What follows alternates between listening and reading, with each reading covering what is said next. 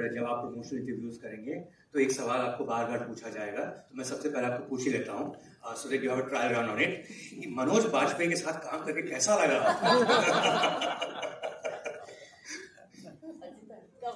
They're all very intense scenes.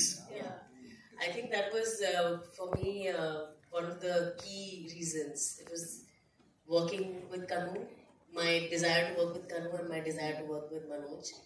And Manoj के साथ पहले काम किया ऐसे बिल्कुल एक फ्रेम भी शेयर नहीं किया, लेकिन एक ही फिल्म में थे और प्रमोशन किया था. Then I was like, oh अच्छा, अब now I get to action.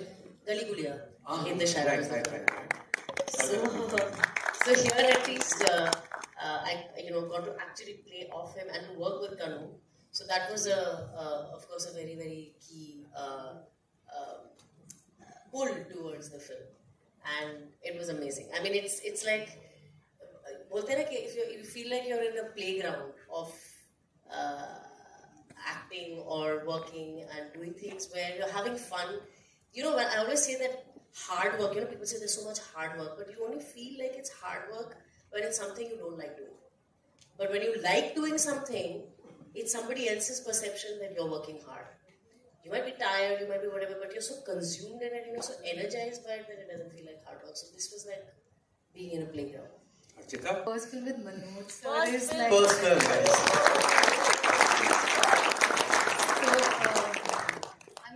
I was in such a different process because obviously Kanu sir had put me through another process to like just undo and unlearn everything that I'd come with. So it was nothing more than an opportunity. Also, Manoj sir made me so comfortable that everything was possible because of you, sir. You were like a child on set. Thank you so much.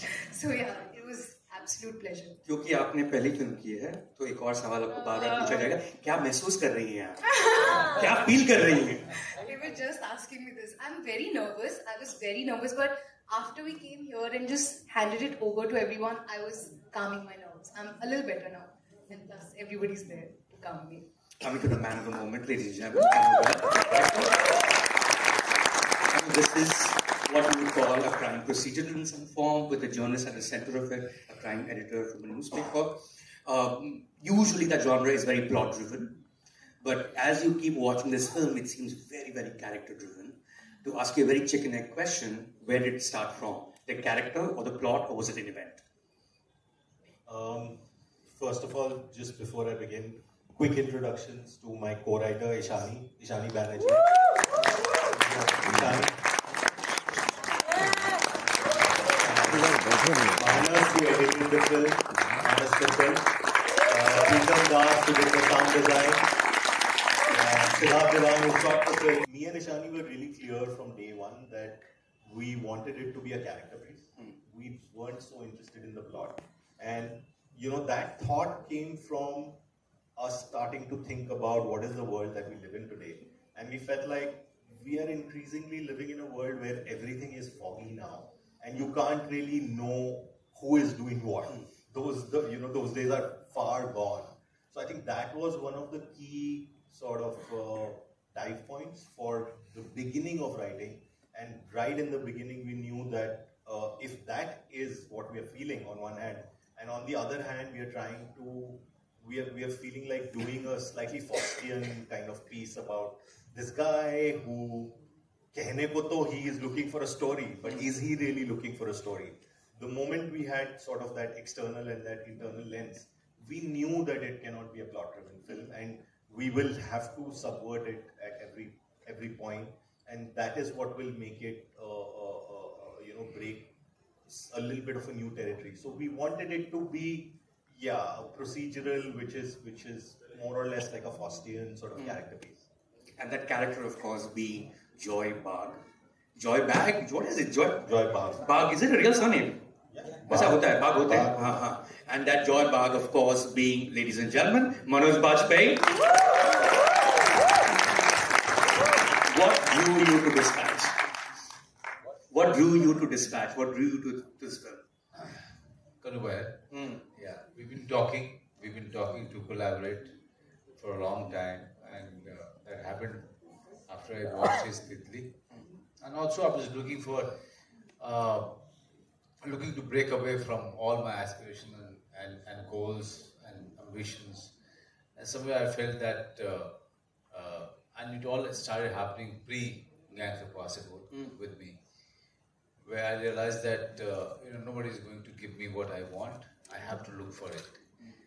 And in that search, Titli happened, and I said, in one of the parties I met him, and I said, think of a script where I can work with you, and that must have triggered with him, and then he offered me a role in Agra. I said, no, this is not something I'm looking for.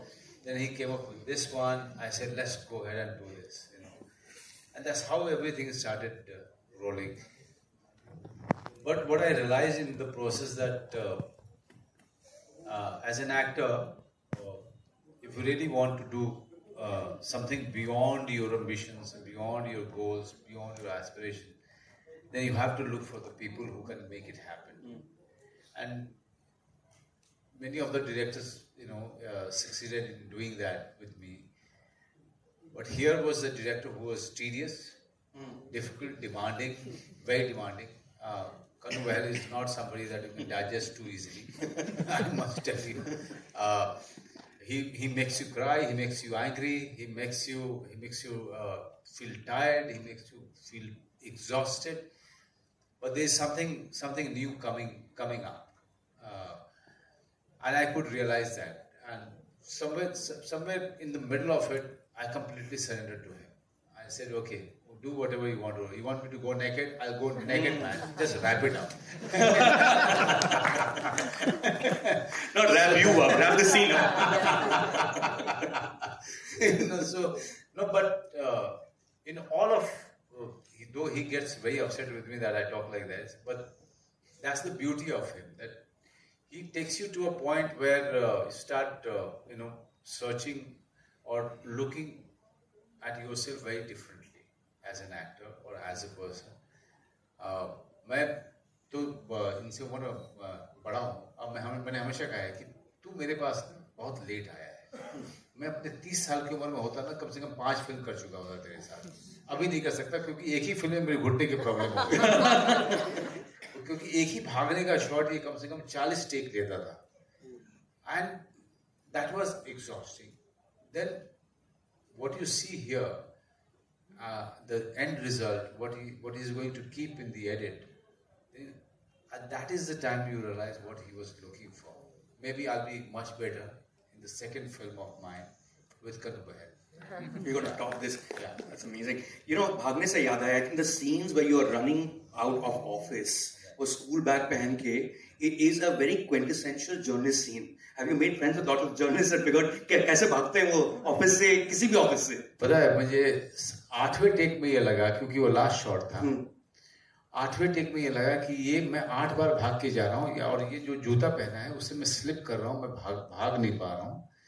And suddenly something happened. I realized why he's not really approving the takes. मैंने कहा कि इसमें ना थोड़ा सा टेढ़ा भागता हूँ. मैं टेढ़ा भागा, उसमें थोड़ा सा फिसला, इसने ओके कर दिया. So that's the learning that you get when you are working with Kanu Behl. कि जो जिंदगी के बहुत ज्यादा करीब है, जितना करीब लेके जाएंगे आप, कनु को वो चीजें पसंद आती है. जितना करीब लेके जाएंगे, शायद बहुत सारे रियलिस्टिक डायरेक्टर्स होते हैं, उसके आधे में कहेंगे कि हाँ ओके. कनु बेहल कहता है नहीं, मुझे जिंदगी के जितने अंधेरे में लेके जाओगे, मुझे वो सबसे ज्यादा पसंद आएगा. तो शायद बीच के रास्ते में मुझे समझ में आ गई थी. एंड देन उसके बाद चीजें बहुत आसान हो गई थी. नहीं तो हम लोग बहुत झगड़ा करते थे. मैं और कनु बहुत झगड़ा करते थे, बहुत ज्यादा झगड़ा करते थे. और एक बार एक एक्टर के नाक पे लग गया और उसके खून आने लगा. And I got so upset. I went into my space. I said, boss, this is just a film. I'm not doing it. He said, he came to me, and I thought that he's going to say, sir, it's all right, please come. No, he didn't say that. He said, sir, I disagree with you. It's not just a film. Yeah. This is not just a film. Calm down. But that मुझे जब भी film बनाने का मौका मिलता है मुझे ऐसा लगता है ना अब ये लास्ट फिल्म है तो it's not just a film but having said all of this, this is all in jest. But I must tell you one thing, that every actor who is starting out, every actor who is in their prime, they must work with Kanu, just to see a new perspective of touching the real core of the human being, real core of life here. This is what you're looking for, and this is what I look for. This is where I feel that okay, यहाँ के बाद मनोज वाजपेयी खत्म होता है. जहाँ पे आपको लगे कि आप खत्म होते हैं, वहाँ पे कन्नू बहल के साथ काम कर लीजिए.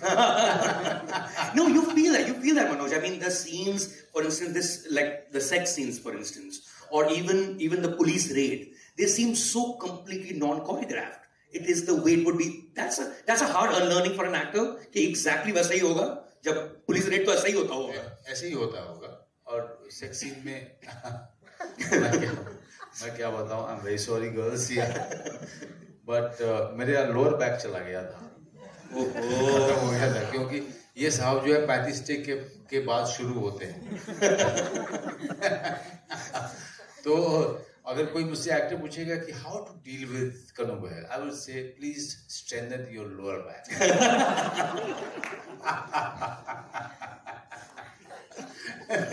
सो और उसमें अपने को एक्टर्स का ध्यान भी रखना है, उनके जो सारे क्या कहें कंफर्ट पॉइंट्स, ये वो सब कुछ को ध्यान रखना है. और जो प्रोडक्शन के लोग होते थे वो मेरी तरफ ऐसे देखते थे जैसे कि okay, I know that you are shot but we can't put a bandage on that. But that was a learning process. He's one of a kind, and I have learned so much. And if I tell you, post Dispatch, I have been doing certain things, and I'm reminded of Kanu Bahal's experience. कि शायद ये कनु बहल के कारण हो रहा है. I think Kanu Bahal.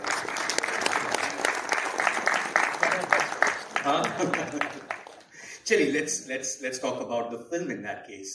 Kanu, you've set this film in 2012, and जब हम देखते हैं, literally just 12 years ago, but दुनिया इतनी fast चल रही है, it almost seems like a period film. 12 years becomes a period film now when you're looking at what gadgets they're using.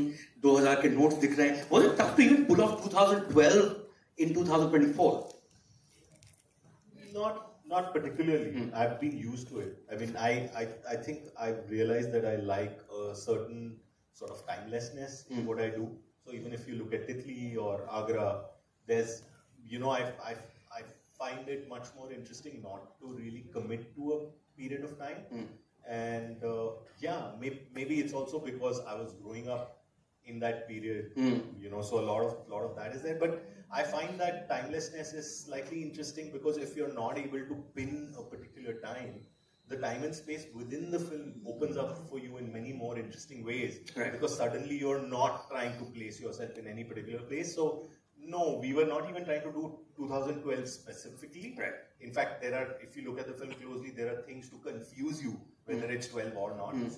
So yeah, I think the reason for that is that I feel like it opens up a lot of space. The moment you're not trying to concentrate on figuring out, oh, acha ye yahan hai ya wahan hai, I feel like it frees you up to just observe other things, human beings, the spaces that they inhabit, and go beyond the lines, in the pauses, stuff like that. In terms of setting also, of course, you bring in the aspect of the 2G scam, you bring in the aspect of the IPL scam, you bring in the aspect of how this is way bigger than what this one particular crime journalist can imagine or be part of.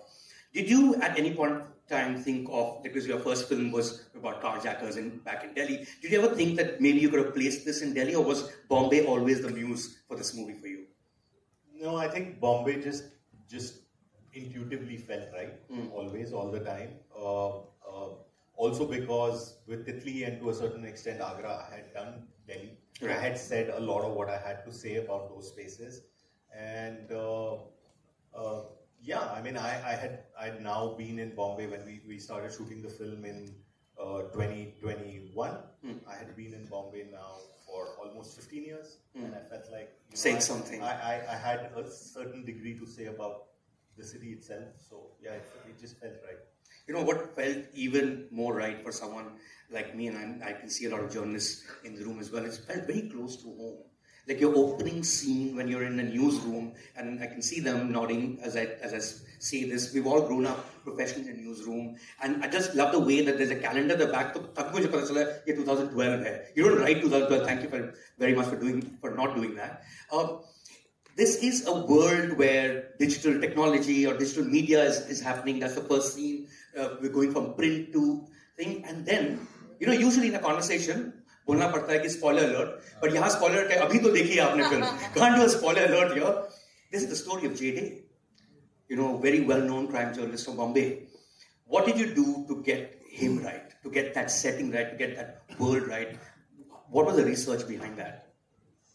Well, I mean, for us, it was never really a story about J.D. It started off with many other things. I mean, what we have been observing happening in the country has been happening way before this incident, and there is a certain trajectory of how should we say, freedom of expression or things that are happening all around us, which we've observed from way before that. So I think it was a coming together of many of those kind of cases for us, and really, I mean, I was not, what I found really, what we, Ishani and me, when we used to initially discuss, when we were still trying to crack what this film is about, was what we found banal was that most of these journalistic stories, they are about these hero characters who are very altruistically in search of a story, and they really want to break the story and benefit the whole world.